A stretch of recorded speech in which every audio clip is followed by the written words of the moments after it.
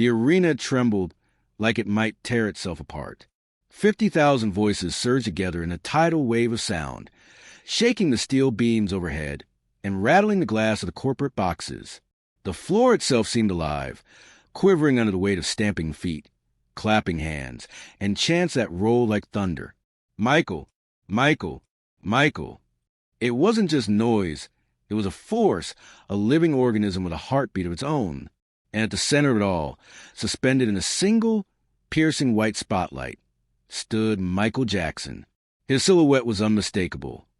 The fedora tipped low, the sequined jacket scattering light like broken stars, the single white glove flashing in rhythmic defiance. Smoke curled around his feet as the opening notes of "Wanna Be Startin' Something" hit like an electric shock. The crowd's roar swelled higher, a sound so massive it seemed to swallow the oxygen from the air. Cameras flashed like lightning across the stadium. Every movement of his hand, every subtle tilt of his head sent a shockwave through the audience. Michael didn't need to speak. He commanded with stillness. He leaned forward, the brim of his hat casting his face in shadow. The arena held its breath. Then, bam! His heels struck the floor, and the stadium exploded. The lights pulsed in sync with the beat. Pyrotechnics burst in fountains of gold. The dancers snapped into motion around him, perfectly synchronized, moving like a single body orbiting its sun. The screens above magnified every detail. Sweat glinting on his temple, muscles tightening beneath the black fabric, eyes burning with a focus that could slice glass. It was more than a concert. It was ritual, chaos, divinity. But down near the front barricade, amid the blur of screaming faces and waving flags, something caught his eye. For just a heartbeat, barely a flicker, he saw a different kind of movement. A figure not jumping, not filming, not trying to touch him. Instead, someone was holding something.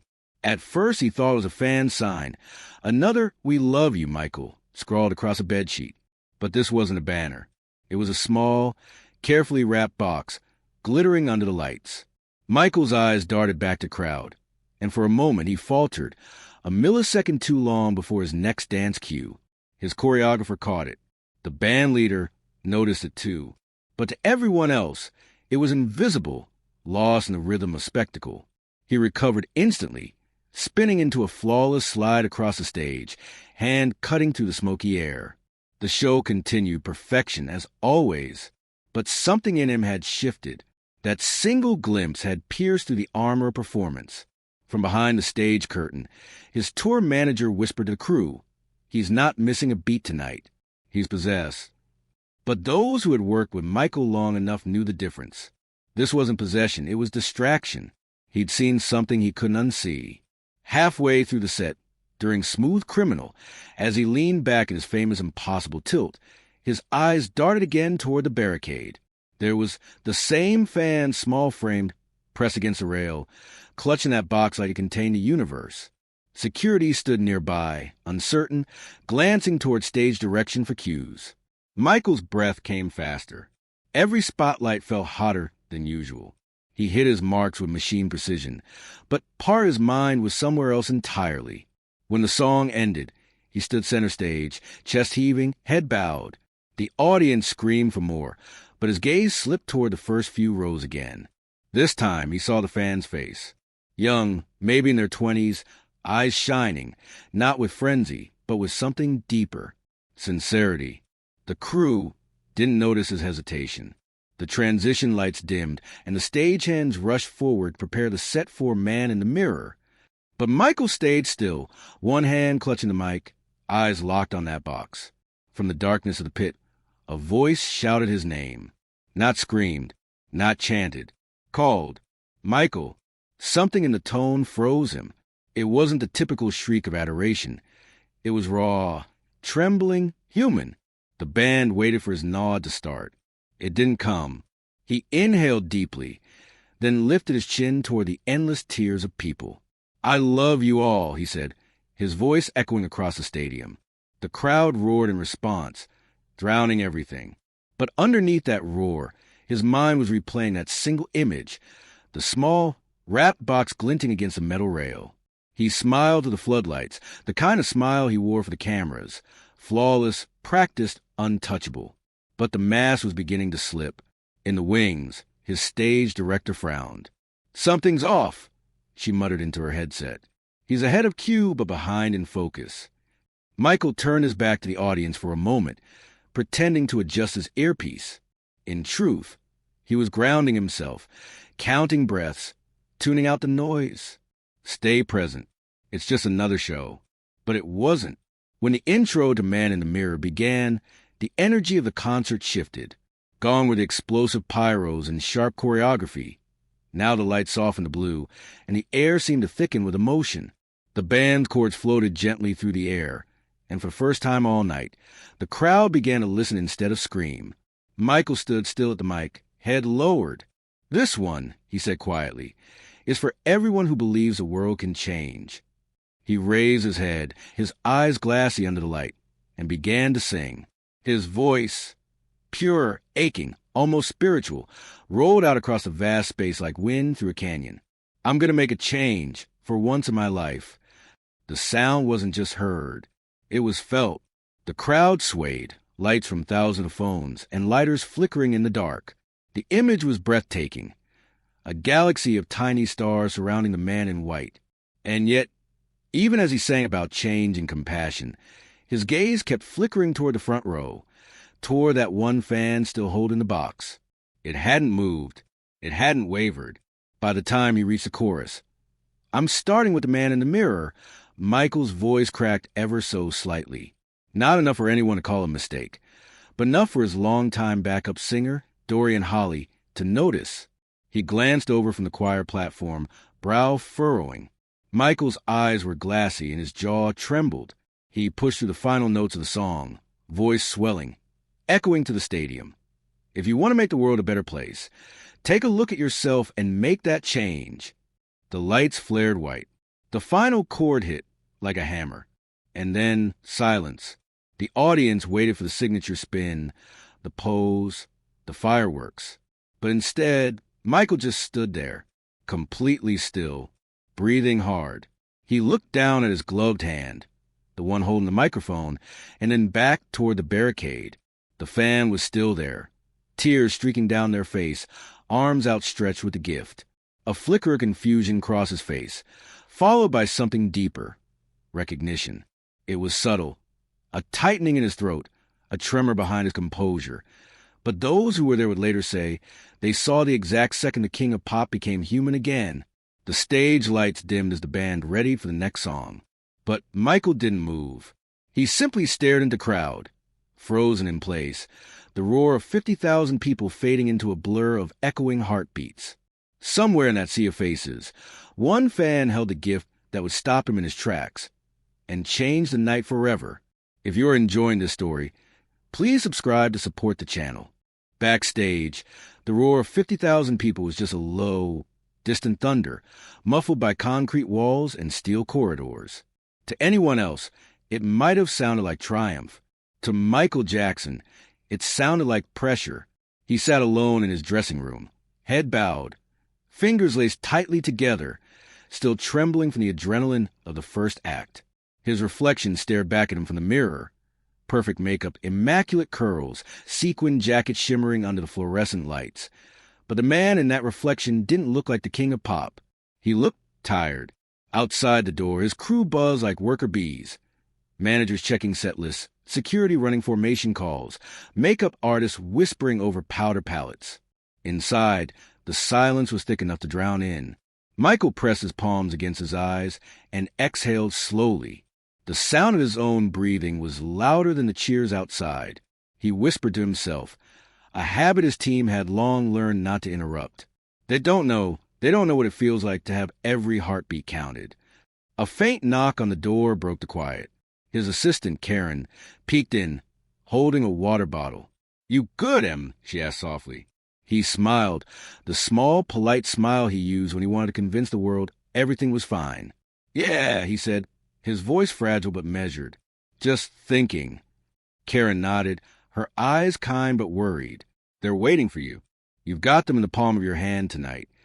He nodded slowly, eyes dropping to his gloves resting on the table. "That's what scares me," he murmured. She didn't know what to say. There were no rehearsed responses for that kind of honesty. She quietly set the bottle down and slipped out, leaving him with his thoughts. Michael stood and walked closer to the mirror, the sequins on his jacket catching the light. He leaned in until his breath fogged the glass. "You're doing great," he told his reflection, his voice barely audible. "You're doing great." But even as he said it, he could see the truth behind his own eyes, the loneliness that glitter couldn't hide.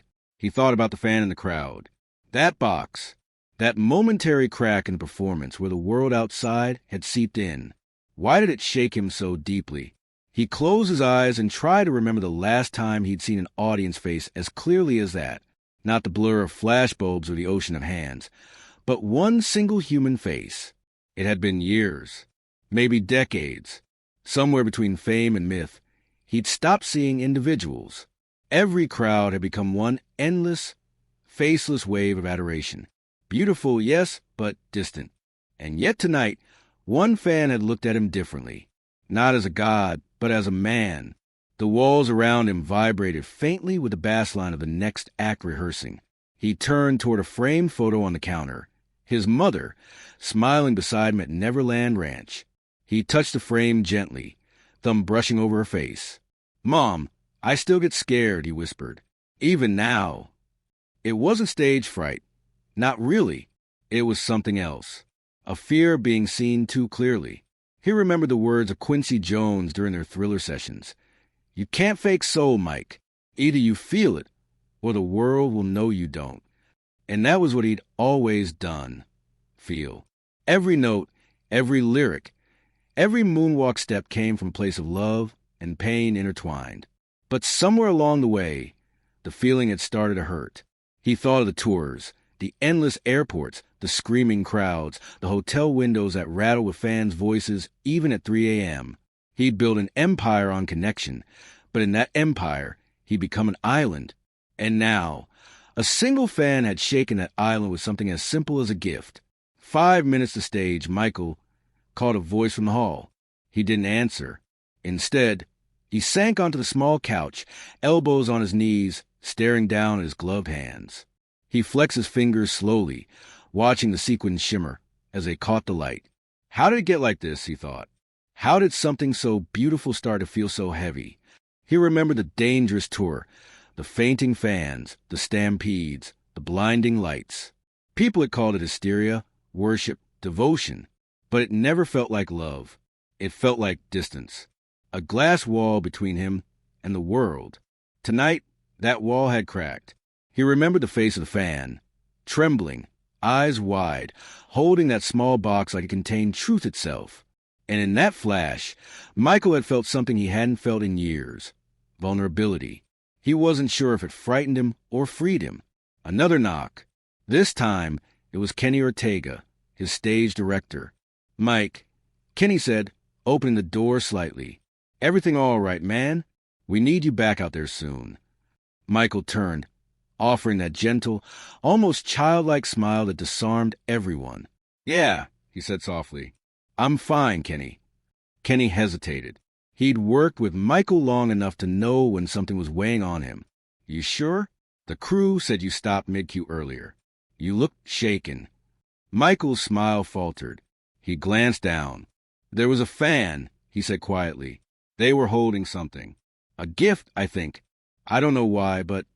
He trailed off, shaking his head. "It just got to me." Kenny studied him for a moment, then nodded. "Maybe that's good," he said gently. "Maybe you're supposed to feel something tonight." Michael looked up, surprised. "What do you mean?" "I mean," Kenny said, stepping into the room, "you've given the world everything.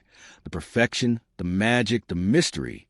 But sometimes the moments people remember most aren't the perfect ones. They're the real ones." Michael nodded slowly, the words sinking in. He thought of Elvis, his hero, and how that Houston show had turned vulnerability into legend. Maybe tonight was his turn to feel that same humanity. Kenny placed a hand on his shoulder. "You don't have to be untouchable, Mike. You just have to be you. That's enough." Michael's lips curved into a soft, wistful smile. It's been a long time since anyone said that. Then maybe that fan just reminded you, Kenny replied.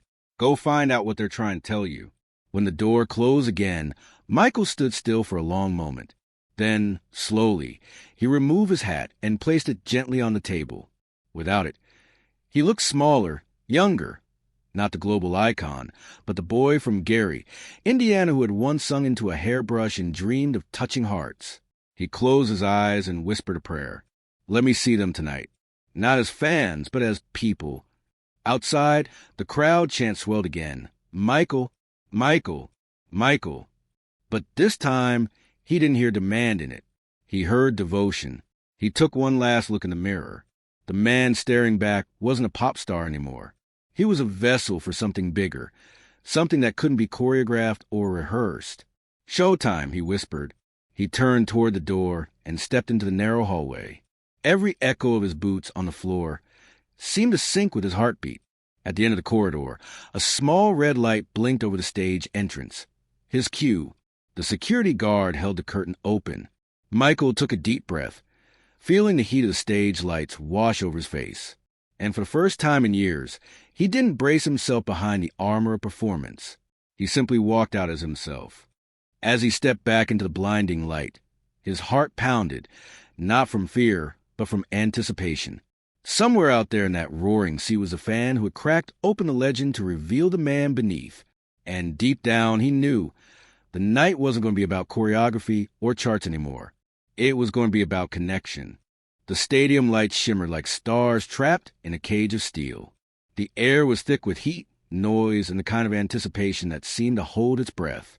Michael stood center stage, his hand gripping the microphone, a thin sheen of sweat glistening on his face. The last notes of black or white still hung in the air like smoke. The crowd was a living ocean, waves of people moving in rhythm, arms raised, voices hoarse from hours of screaming. Cameras flashed, catching fragments of him in mid-motion. A turn, a bow, a flick of the wrist. Every movement was worshipped. But beneath the thunder of applause, a single presence tugged at the edges of his focus. That box, that fan, they were still there, pressed against the front barricade. The small wrap box cradled against their chests like something sacred. The lights caught the silver wrapping, sending faint reflections that danced up the stage toward him. Michael's pulse quickened. He could feel it. The strange pull between performer and audience member. Something invisible yet undeniable. He stepped back, chest rising and falling, eyes fixed on that spot in the crowd. The music faded. The cheers didn't.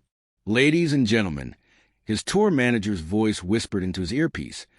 We're transitioning to Heal the World next. You got 30 seconds. But Michael didn't move. Instead, he raised a gloved hand, signaling the band to wait. The stadium sound began a hush, a slow ripple of confusion spreading from the front rows to the rafters. He took a step forward. Then another. The stage crew froze, unsure if this was part of the show. The sea of fans erupted again, thinking it was a new dance cue, but Michael lifted his hand gently, motioning for quiet. And like an obedient tide, the noise began to fade. What remained was a fragile silence, electric with curiosity. Through the fog and light, he pointed toward the front barricade. You, he said softly into the mic, his voice carrying through the stadium. The one with the box. The crowd gasped. Camera flashes erupted. The fan, small, trembling, almost disbelieving, pointed to themselves as if asking me. Michael nodded. Security glanced nervously toward the stage manager, waiting for instruction. This wasn't in the plan. Nothing about this was rehearsed. Michael crouched down at the edge of the stage. It's okay, he said, his voice low but clear. Let them through. For a moment, no one moved. Then, slowly, the barricade opened.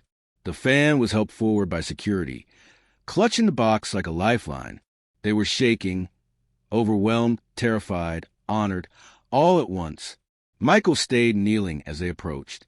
The arena felt like it had shrunk to a whisper. 50,000 people, and yet somehow in that instant, it was just two souls sharing the same breath.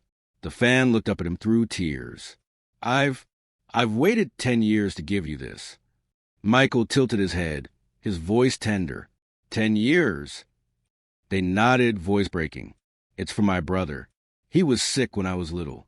He loved you more than anything in the world. Michael's lips parted slightly. The crowd was completely silent now. No music, no lights, just the hum of electricity and the sound of two hearts speaking across the gulf of fame. He used to play your songs every day in the hospital, the fan continued. Especially Heal the World. It made him smile even when he couldn't talk anymore. Michael's hand trembled as he reached for the box. What's inside? The fan placed it gently in his hands. He wanted you to have this. Michael sat back on his heels and began to unwrap it. The paper tore softly under the roar of silence. Inside was a small, framed photograph. Old, worn at the corners, the colors faded. It showed a boy, maybe 8 or 9 years old, lying in a hospital bed, pale but smiling. In his arms was a Michael Jackson doll, its plastic hair slightly crooked, its tiny glove glinting under fluorescent lights. Michael's eyes filled instantly. His lips trembled as he ran his thumb across the photo. What happened to him? He asked, his voice barely above a whisper. The fan swallowed hard. He passed away the same night you sang Heal the World on TV. He made me promise I'd give you this picture. He said you were the reason he wasn't afraid. For a moment, Michael forgot about the cameras, the fans, the show, the lights. The stage vanished. All he saw was that boy's smile and the years of distance between them. He looked back at the fan, tears streaking down his face. What's his name? Daniel. They whispered. Michael closed his eyes. Daniel, he repeated softly, as if saying aloud would somehow keep him alive a little longer. Then, still holding the photograph, he stood up. His hand covered the mic, and for a long moment, no one spoke. The air felt sacred. He turned to his band and gave a single nod. The lights dimmed to a soft blue. The crowd seemed to collectively exhale as the first quiet notes of Heal the World began to play. But this time, there was no choreography, no pyro, no backup dancers. Just Michael, barefoot now, standing in the middle of the stage with that photo in one hand and the microphone in the other. He lifted the mic slowly. His voice cracked as he began, There's a place in your heart, and I know that it is love. The crowd watched, spellbound. His voice trembled, but carried the weight of 1,000 unshed tears. Every word was raw, stripped of the polish and power that usually defined him. It wasn't the superstar singing now. It was the man, the brother, the human being behind the legend. As he sang, he lifted the photo high, the spotlight catching it so the entire arena could see the small, smiling boy. This, he said, voice breaking between lyrics, is why I sing. A murmur of emotion rippled through the crowd. People began to cry, strangers holding each other as his voice soared over the hush. The choir joined in, their harmony soft, angelic. Michael's gaze never left the photograph. With each line, his tears fell freely. Heal the world, make it a better place. Halfway through the song, his voice gave out. He lowered the mic, chest heaving, overcome. But then something extraordinary happened. The audience, 50,000 strong, began to sing for him. It started as a whisper, then grew louder, fuller, unified. Their voices filled the space where it faltered, carrying the melody into the rafters. Thousands of people, from every corner of the world, singing the song he had written decades ago about love and hope. Michael pressed a trembling hand to his heart. He looked down at the fan who had given him the box. They were crying too, hands over their mouth, overwhelmed. He stepped closer to the edge of the stage and knelt again. With the music still echoing around them, he handed the microphone to the fan. Sing with them, he whispered. They stared, stunned. Me? Michael nodded, smiling through tears. For Daniel, the fan's shaking hand took the mic, and together, their voices joined the chorus. Heal the world, make it a better place. It was imperfect, fragile, human, and somehow more powerful than any performance he'd ever given. When the song ended, Michael embraced the fan tightly, still holding the photograph between them. Cameras flashed, but the moment transcended spectacle. It was something else, something the world wouldn't fully understand until later. He pulled back, eyes red but glowing. Into the mic, he said softly, "If you ever forget why you're alive, remember that love can find you, even from the crowd." For a long, fragile moment, nobody moved. The stage was drenched in silence, a kind of silence so heavy it felt alive. Michael stood there, motionless. The small photograph pressed his chest. 50,000 people watched, every single one holding their breath, unsure if they were witnessing a performance or a prayer. The lights above softened, dimming from harsh white to a warm golden glow. Smoke drifted lazily around his feet, curling like incense at an altar. The fan had been escorted gently back to the barricade, tears streaking their cheeks, but Michael's eyes lingered on them, as if to say, "I'm still here with you." Someone in the crowd whispered, "He's crying." And the words spread like ripples through the sea of faces. They were right. Tears glistened on his cheeks, glinting under the stage lights. But these weren't the tears of exhaustion or showmanship. They were the kind that came from the deepest, rawest corners of the human soul, the kind no amount of fame could protect against. The microphone was still in his hand, but he didn't lift it. He didn't need to. When Michael finally looked up, his voice, soft, trembling, carried across the still air. Sometimes love stops the music. A hush fell over the stadium. Even the crew froze. The camera operators, usually trained to follow his every movement, hesitated. They were crying too. And then, from somewhere deep within the crowd, a sound began, faint, uncertain, but pure. It was the melody of "Heal the World." At first, just a few voices, then dozens, then hundreds, then thousands. Within moments, 50,000 people were singing, not screaming, not cheering. Singing. Michael lowered his head. "Overcome." He pressed the photograph tighter to his chest and let the crowd's voices wash over him. It was as if the entire stadium had decided to carry him, to lift him with their collective love when his own voice had fallen silent. The choir on stage joined in, harmonizing softly, letting the audience lead. The band followed suit, gentle chords, a heartbeat rhythm, filling the air with warmth and unity. Michael finally raised his head. His face, streaked with tears, was illuminated by the light from tens of thousands of phone screens and lighters. It looked like the stars had descended to earth. He stepped forward again toward the edge of the stage, barefoot now, his shoes left behind. The massive screens above magnified every detail. The trembling of his lips, the glimmer in his eyes, the photograph still clutched against his heart. When he lifted the microphone, his voice was no longer the booming voice of an icon. It was gentle, fragile, and human. "Do you feel that?" he asked softly. "That's love. That's what Daniel gave us tonight." A murmur of emotion rippled through the stadium. People cried openly, strangers holding hands, mothers hugging their children, security guards blinking back tears. It wasn't a concert anymore. It was communion. Michael looked out at the endless faces before him. "When I wrote this song," he said, "I dreamed people would sing it together one day. Not for me, but for each other. Tonight, you made that dream real." He knelt down on the edge of the stage again, reaching his hand toward the front row. Dozens of hands reached back, trembling, desperate to touch even the air around him. But he didn't pull away this time. He took one fan's hand, maybe by instinct, maybe guided by grace, and held it tight. That small gesture sent a shockwave through the arena. The screen zoomed in. His hand, covered in the white glove, holding that of an ordinary fan. Two worlds colliding, equalized by emotion. "Don't forget this feeling," he said quietly. "Don't forget what love can do." Then, as if on cue, the piano swelled again. He began to sing, not the full lyrics, just a single line, almost whispered. "Heal the world, make it a better place."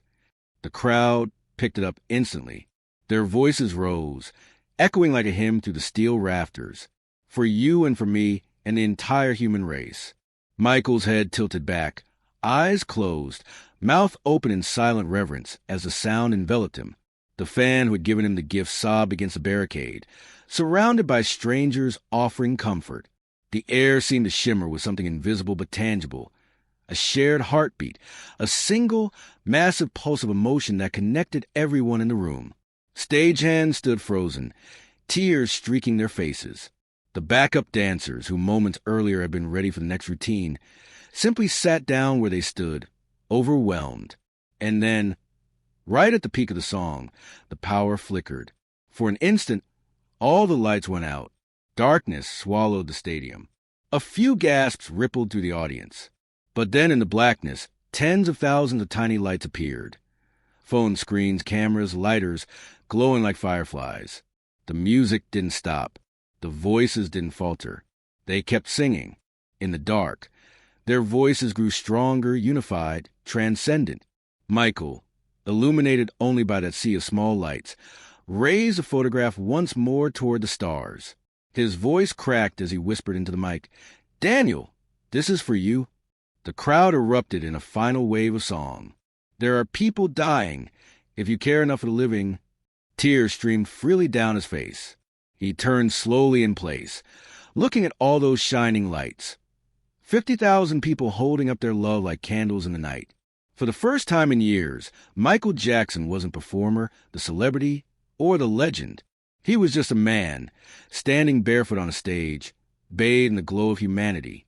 When the last note faded, the silence that followed was thunderous. It wasn't the silence of shock. It was reverence. He lowered his hand, folded the photo gently against his chest, and whispered, "Thank you." Then, without another word, he stepped back into the shadows, letting the light stay on the crowd instead. The screens above showed the audience, strangers from every country, race, and background, crying, singing, embracing. It was a moment outside of time. No choreography, no encore, no script. Just truth. Later, fans would describe it in countless ways. It felt like the world stopped turning. It wasn't a concert anymore. It was a heartbeat. For the first time, Michael wasn't performing for us. He was with us. Those who were there would never forget it. The night 50,000 people became one voice. The night the greatest performer on earth surrendered to something greater than fame. As Michael walked down the backstage corridor after the show, still clutching the photo, the sound of the crowd singing continued long after he had left the stage. Their voices drifted through the walls, faint but eternal. And for the first time in a very long time, Michael smiled, not the camera smile, not the stage smile, but something small, real, and at peace. Because for once, the world had stopped asking him to be perfect. It had simply let him be human. Morning broke over Tokyo like a sigh, quiet, golden, and slow. The streets outside the stadium were still littered with signs, discarded glow sticks, and programs from the night before. But something about the air felt different, lighter, reverent. Inside the hotel suite where Michael Jackson was staying, the curtains were drawn and the world outside was muffled. He hadn't slept. He sat by the window, still in the same loose white shirt from the concert, his feet bare, a cup of untouched tea cooling beside him. On the small table in front of him lay the framed photograph, the same picture of the boy, Daniel, whose gift had brought an entire stadium to tears. Michael's fingers traced the edges of the frame, again and again, as if memorizing its texture. Every few minutes, he would look up at the city skyline, eyes unfocused. The noise from the streets below was faint but steady. Car horns chatter, the normal hum of life resuming. And yet, deep inside him, last night still echoed. He could still hear 50,000 people singing "Heal the World" in perfect harmony. Could still see their lights swaying in the dark. Could still feel the weight of that fan's trembling hands as they gave him the box. He had performed in front of millions before. But this had been something else. This had been sacred. His manager, Frank Dilio, entered quietly, holding the morning papers. He hesitated when he saw Michael still awake. "You didn't sleep?" Michael shook his head slowly, his gaze still on the photo. Frank set the papers down on the table. "The whole world's talking about it, Mike. You stopped the show last night. Literally." Michael glanced up, a faint smile tugging at his lips. "I didn't stop the show," he said softly. "Love did." Frank exhaled, nodding. He didn't quite understand, but he didn't need to. He pointed to the headlines. Every newspaper carried the same image. Michael kneeling on stage, tears in his eyes, the small photograph held to his chest, a sea of lights behind him. One headline read, "Michael Jackson breaks down. and breaks every heart in Tokyo. Another said, a gift that healed the king of Pyopi. But it was a smaller column in a Japanese paper that caught Michael's eye. The translation, printed beneath in English, read, "Last night, we did not watch a concert. We watched a man remember why he sings." He stared at it for a long moment, then folded the paper carefully and set it aside. "That's the one," he whispered. Later that afternoon, a documentary crew who had been filming the tour approached Michael for a post-show interview. Normally, he was quiet in interviews, polite, guarded, deliberate. But that day, he spoke differently. They asked him what the moment with the fan had meant. He looked straight into the camera, his voice calm, but heavy with feeling. "I think sometimes the world forgets that behind the lights, behind the music, there's just a person who wants to connect," he said. "That fan reminded me that music isn't about being perfect. It's about love. It's about giving something that makes someone's life a little brighter, even for one moment." He paused, glancing at the photo on the table beside him. "That little boy, he reminded me why I started all this. When I was small, I used to sing because it made people smile. Somewhere along the way, the noise got so big that I couldn't hear that anymore. But last night, I heard it again." The interviewer didn't speak. No one did. The crew members behind the camera had tears in their eyes. In the days that followed, the story spread like wildfire. News outlets across the world replayed the footage. Michael stopping mid-show, calling the fan forward, kneeling with the gift in his hands. The clip was shared on television, then replayed in slow motion, then analyzed frame by frame. But what captured people most wasn't the spectacle. It was the emotion. You could see it in his eyes, the exact second when the superstar disappeared and the man took his place. Social media, still in its early days, buzzed with stories from those who had been there. "I saw people holding each other and crying." One fan wrote, "It didn't feel like a concert. It felt like a miracle." In hospitals around the world, nurses played the video for children who were bedridden. Teachers showed it to students as an example of kindness and empathy. Churches and charities referenced it in sermons about compassion. The image of Michael kneeling with that photograph became iconic, as recognizable as his moonwalk or his glove. Weeks later, back in Los Angeles, Michael had the photo professionally restored and framed. He placed it in his dressing room at Neverland Ranch, just beside his mirror, the same mirror where he practiced his dance steps, the same one he stared into before every tour. Underneath the frame, he asked the staff to engrave a small brass plaque. It read, "Love never leaves. It just changes form." Whenever visitors came, friends, collaborators, family, he would sometimes point to it and smile. "That's Daniel," he'd say softly. "He helped me sing again." In one rare radio interview months later, Michael was asked if he thought about that night often. "All the time," he replied. "When I walk on stage now, I think of that moment before I sing. I remember that it's not about the show. It's about feeling. That night taught me that sometimes the most powerful performances aren't the ones where you move perfectly. They're the ones where you stop moving and let your heart speak." He paused, then added something the world would quote for years to come. "Perfection doesn't make people cry. Honesty does." After his passing, years later, fans around the world revisited that Tokyo concert. Documentaries called it "The Night Michael Remembered How to Feel." Journalists wrote retrospectives about the mysterious fan who had given him the gift, though they had quietly returned home, refusing interviews.